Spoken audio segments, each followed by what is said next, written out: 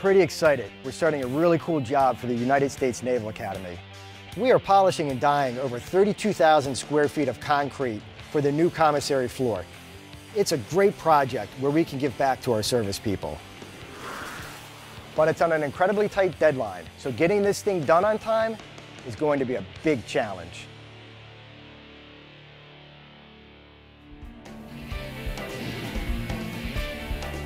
The first thing we have to do is run a concrete saw through the existing joints to clean them up. We want nice clean edges before we fill the joints with polyurea, a material that expands and contracts with the slab and allows heavy machinery to roll over the joints without cracking the edges. So far, so good, but we are in the dead of winter and there is no heat in this building, and the temperatures are expected to dip to around 0 tonight. The problem is, polyurea installs best at 70 degrees, so we're going to have to come up with a way to keep it warm. We have record lows this morning. It's literally so cold that the hot exhaust from the vehicle is freezing as soon as it hits the ground. Normally we wouldn't work when it's this cold, but we have to lay the polyurea to stay on schedule. Luckily, we devised a plan that's working. First, we heat the buckets of polyurea up to 70 degrees in our van. Then we mix the materials and pour the components into our pump. To keep it warm while we apply it, we built a custom heating blanket that wraps around the tanks of the pump. The material is spreading great, but we still need to occasionally check the temperature to make sure it is staying warm enough. Everything is working well, but it will take the rest of the day to get these joints filled.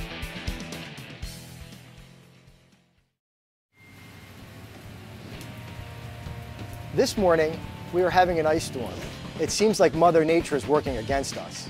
Luckily, our crews made it in, and we are scraping the excess polyurea off the slab and prepping the concrete for grinding.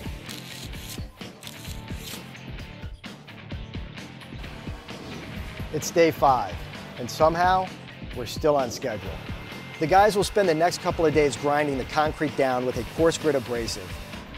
This creates a concrete slurry that is squeegeed away and sucked up with a machine that works a lot like a Zamboni.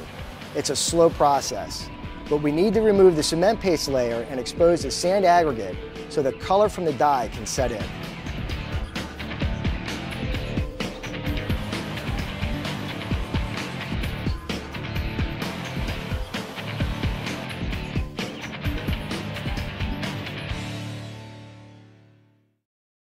Grinding and honing took 7 long days, but we're finally done and we're ready to put the dye down. We just have to touch up some areas and then get this floor as clean as possible.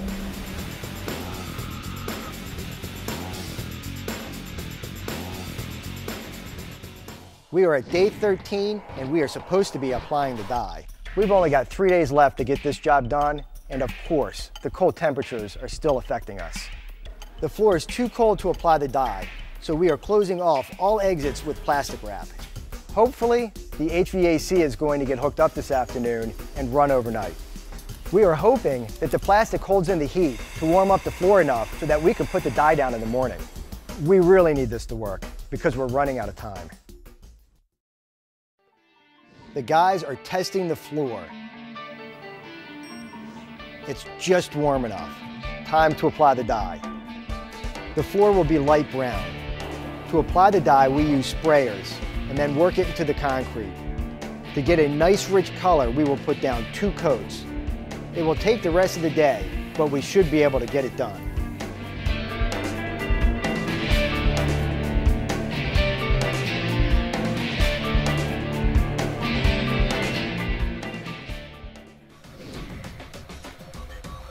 The floor is looking great.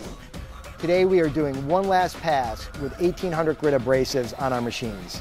This will give the floor a nice reflective quality that has good clarity. If all goes well, we'll apply the last chemical application tomorrow. It's day 16 and we are applying the chemical protection guard. We are back on schedule, and it's a good thing because we have to be out of here in 2 days.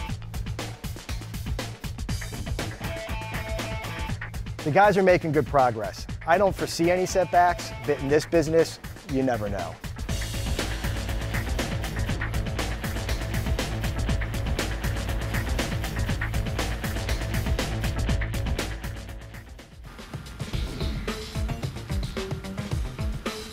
It's the last day, and it looks like we're gonna make it. The final step is burnishing. We run a machine that cleans the floor and cures the chemical guard. This helps protect the floor from stains.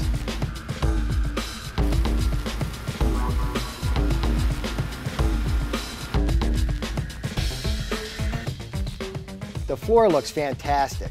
Now the space gets turned over to the general contractor so they can finish their work. We'll be back in 90 days to clean the floor before it gets turned over to the Naval Academy.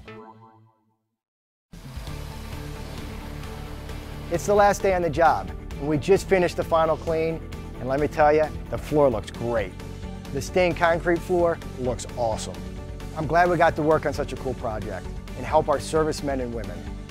This job had its moments, but we persevered.